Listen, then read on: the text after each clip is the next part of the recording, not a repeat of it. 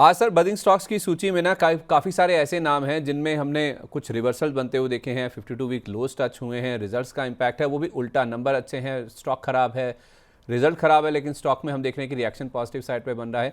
इसमें पहला नाम है क्रेडिट एक्सेस ग्रामीण। अभी हमें रश्मि जी पूछ भी रही थी वडोदरा से, जो बता रही थी कि मैंने भी अपनी आईडी बदली है।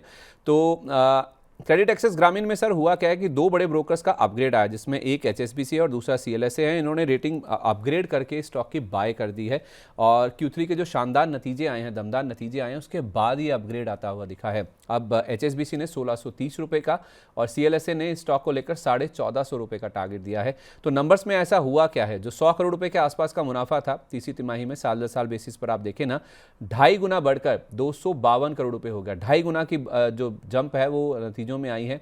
परसेंटेज वाइज देखेंगे तो आपको 152% का जो जंप है वो देखने को मिलेगा। जो कोर माइक्रो फाइनेंस पोर्टफोलियो है ना सर इनका, उसमें सीएलएसए कह रहे हैं कि जो एसेट क्वालिटी है उसमें सुधार देखने को मिला है। कुछ बड़े अनाउंसमेंट शायद ये अगले क्वार्टर में भी कर सकते हैं, कुछ रीजिग ये कर रहे हैं, कुछ नई नई चीज़ें कर रहे हैं, जिस वजह से ब्रोकर्स इसको लेकर काफ़ी ज़्यादा पॉजिटिव हैं। इसमें रश्मि जी का सवाल भी आ जाएगा सर। क्रेडिट एक्सेस ग्रामीण में दो ब्रोकर्स बुलिश हुए हैं, अपग्रेड आया है। ये जब बाजार कमजोर था ना सर, नई रिकवरी आई थी बाजार में लोअर लेवल से, तब भी ये मजबूत था और अब तो देखिए 13.5% ऊपर हो गया। क्या ये सर 1650 रुपये तक जा सकता है, 1630 तक, जैसा एचएसबीसी का टारगेट है? इस ग्रामीण में अगर किसी को लिखने पढ़ने का शौक है तो नोट कर लीजिए, किकर पैटर्न की फॉर्मेशन है। Kicker pattern, KICKER। इसमें होता क्या है, बेरिश कैंडल बनती है जो near about day low close होती है और अगले दिन हम उस कैंडल के हाई के ऊपर खुलते हैं। यानी जितने लोग माल बेच के गए हैं सब एक ही सेकंड में ओपनिंग टिक पे ही ट्रैप हो जाते हैं। उसके बाद आती है शॉर्ट कवरिंग। तो आज जो इसमें आई है लगभग 13% की मूव है, 13 मिलियन का वॉल्यूम है, 5126% वॉल्यूम राइज है।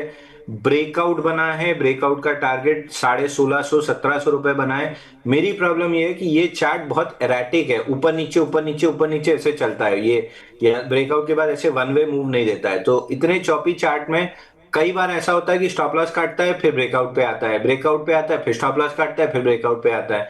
तो ट्रेड करना इसको बहुत मुश्किल होगा, इसलिए मैं अवॉइड करूंगा।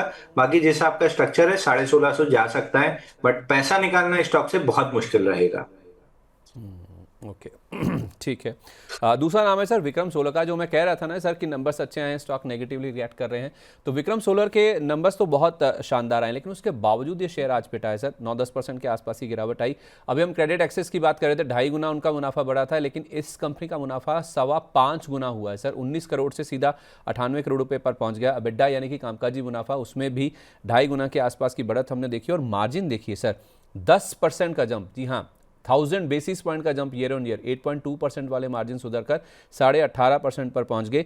अब शेयर क्यों गिरा है, जो कि बाजार में जो बातचीत चल रही है वो इस तरह से है कि जो अच्छे नतीजे आने वाले थे, जो इन्होंने कैपेसिटी एक्सपेंशन किया है, वो शेयर में या फिर शेयर की चाल में पहले से डिस्काउंटेड है, क्योंकि शेयर लो लेवल से काफ़ी अच्छा चल भी चुका है। दूसरी बात, नंबर्स बहुत अच्छे आए हैं, लेकिन इन नंबर्स के साथ साथ आप देखें ना, इनकी जो ऑर्डर बुक है उसमें 4% के आसपास की कमी आई है। वैसे सर देखा जाए तो रीजंस असाइन करने में ना बाजार बहुत माहिर है, पोस्टमार्टम करने में, डायग्नोसिस करना बहुत मुश्किल होता है। लेकिन रिकवरी के बावजूद भी देखिए सर, जो बाजार में रिकवरी आई ना, शेयर अभी भी 8.5% नीचे ही है। तो आप इसको ज़्यादा बेटर समझा पाएंगे सर, ये जो आज हुआ है और जो पहले इस शेयर में हुआ है? तो देखिए, विक्रम सोलार में जो दिक्कत थी वो अभी भी बनी हुई है। आईपीओ के बाद जो आईपीओ लो टूटा, उसके बाद से रिलेंटलेस सेलिंग है, ऑल टाइम लो पे है काउंटर। आज में भी एक सेलिंग क्लाइमेक्स काइंड ऑफ चीज दिख रही है, होता नहीं है सेलिंग क्लाइमेक्स जैसी कोई चीज। डेड कैट बाउंस के लिए प्रिपेयर कर रहा है। 956% वॉल्यूम राइज है, 12 मिलियन का है, तो ऑलमोस्ट बॉटम हिट किया है। 220 225 तक बाउंस बैक कर सकता है। विक्रम सोलार को याद रखिएगा जब हम भारत कोकिंग कोल डिस्कस करेंगे, क्योंकि जो बार बार आपको राइट साइड ऑफ आगे 4-5 महीने का मूव नहीं दिख रहा है, जो मुझे दिख रहा है क्या हो सकता है आपको नहीं दिख रहा है, वो मैं विक्रम सोलार, एलजी इंडिया, इनके चश्मे से आपको दिखा दूंगा। ओके ठीक है। अगला नाम है सर शॉपर स्टॉक का। ये तो गिवन ही था कि नंबर्स जिस तरह के आए हैं ये स्टॉक में पिटाई होना लाजमी थी, और आई थिंक एक नहीं पिछले 2-3 क्वार्टर से नंबर्स खराब हो रहे हैं। आपके सामने स्क्रीन पे नंबर्स होंगे सर पिछले भी क्वार्टर्स के। इनका मुनाफा 69% ड्रॉप हुआ है सर, 16 करोड़ पर आ गया 52 करोड़ वाला मुनाफा। रेवेन्यू बढ़े हैं 2.5% के आसपास, अबिडा में 11% का ड्रॉप है, और मार्जिन पौने 18% वाले 15.5% के भी नीचे आ गए। अब सर रिटेल स्पेस हुआ या फिर ये जितने भी कंज्यूमर फेसिंग जो कंपनीज हैं ना, उनके नंबर्स को लेकर चिंता है, स्पेशली जो बिजनेस अपडेट्स आए थे ना रिटेल कंपनियों के भी। हालांकि इसको रिटेल मानना थोड़ा सा गलती होगी, लेकिन ऐसे ही जो कंज्यूमर फेसिंग जो कंपनीज हैं इनके नंबर्स में प्रेशर रह सकता है, ऐसे इंडिकेशन साफ तौर पे नज़र आ रहे थे, और कुछ वैसा ही देखने को मिला भी है। अब शॉपर स्टॉप में सर जो कोई ट्रैप्ड है जिसका ऊपर में लिया हुआ है, उनके लिए आप क्या राय देंगे? तो देखिए शॉपर स्टॉप में रिजल्ट अब आना खराब हुए हैं 3 क्वार्टर से। 7 क्वार्टर पहले जब इसने बाइंग क्लाइमेक्स किया था 697 पे, तब टारगेट खुला था 396 और 302 रुपए। तो 302 रुपए ऑलमोस्ट आते हुए दिख रहा है। आज का लो बना है 319। बाउंस बैक कर सकता है 380 390 तक, बट 320 रुपए 302 रुपए आएगा, और मोस्ट लाइकली 302 रुपए के नीचे भी जाएगा। तो पुल बैक में एग्जिट करने की कोशिश कीजिए। बाइंग क्लाइमेक्स के साथ छेड़छाड़ इतनी भारी पड़ सकती है। एक सर परसिस्टेंट सिस्टम्स भी देख लीजिए। मिड कैप आईटी के नंबर्स ना सर ज़्यादातर हम देख रहे हैं कमज़ोर ही आ रहे हैं।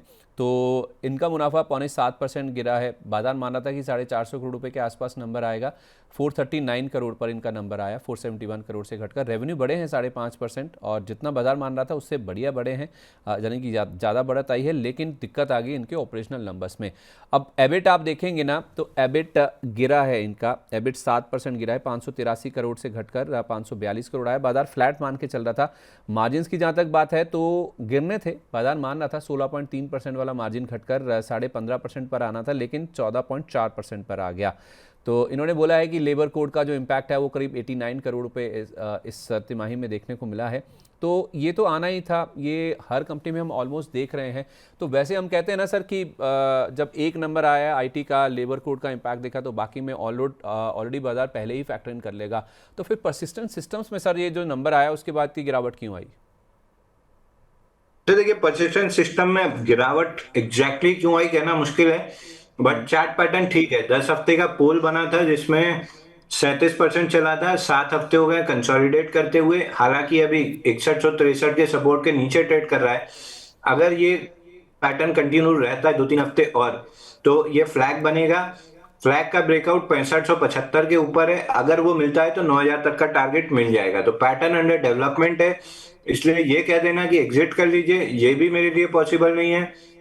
बाई कर लीजिए ये कहना भी पॉसिबल नहीं है, क्योंकि जैसा मैं हमेशा कहता हूं पैटर्न प्रीएम्प्ट नहीं करना चाहिए, ब्रेकआउट प्रीएम्प्ट करना चाहिए। तो अभी पैटर्न इन द मेकिंग है, और 2-3 हफ्ते इसको समय देना चाहिए। ओवरऑल पिछला जो ट्रेंड है वो देखते हुए, क्योंकि पोल 37% का बना है, मैं मान के चल रहा हूँ फ्लैग बन के ब्रेकआउट आएगा। अच्छा ठीक है, ओके। अच्छा, इसके बाद कल्याण ज्वेलर्स जिसकी हमने पहले भी बातचीत करी है सर, कल्याण ज्वेलर्स में क्या हुआ ना सर, 7 जनवरी से शेयर में लगातार गिरावट देखने को मिल रही है। 520.75 रुपये से गिरना शुरू हुआ, आज इसने 390 को भी तोड़ दिया था, 389.10 टू बी प्रिसाइज, वहाँ तक ही गया, जो कि नया 52 वीक लो है। आप कह भी रहे थे कि इसमें बाइंग क्लाइमैक्स हुआ था। तो 8 दिन में सर 25% से ज़्यादा गिर चुका है, और ये जो बाउंस बैक है, जो लो लेवल से रिकवरी है, या पुल बैक है, अब इसमें क्या करना चाहिए? तो देखिए कल्याण ज्वेलर्स में अगेन वही 630 का बाइंग क्लाइमेक्स था। ये 242 दिन की कंसोलिडेशन जो आई है ना, वो सिर्फ इसलिए आई है कि बीच में गोल्ड के प्राइसेस चलते रहे, तो सेंटिमेंटली स्टॉक को नीचे आने नहीं दिया गया। अब जब गोल्ड में ऑलमोस्ट क्लाइमेटिक मूव आ रही है, तो स्टॉक में ब्रेकडाउन आना स्टार्ट हुआ है। तो 334 जो बाइंग क्लाइमेक्स का लेवल है आराम से टेस्ट तो हो जाएगा, और 334 अगर नहीं प्रोटेक्ट होता है, जो कि मेरे को उम्मीद भी है कि नहीं प्रोटेक्ट होगा, तो 201 रुपए का अगला टारगेट खुलेगा। जिसको शक है कि इतना नीचे आ सकता है क्या, सेंको में 663 पे बाइंग क्लाइमेक्स हुआ था, जिसका टारगेट 220 रुपए था, और 226 का लो बना है। तेजस नेटवर्क नया स्टॉक याद कर लीजिए, ईज माई ट्रिप याद कर लीजिए। ईज माई ट्रिप कहाँ से, मतलब आईपीओ के बाद से ही जब बाइंग क्लाइमेक्स किया था 30 रुपए पे, वहां से 6 रुपए आ गया है। तो बाइंग क्लाइमेक्स वाले से मजाक नहीं करना चाहिए।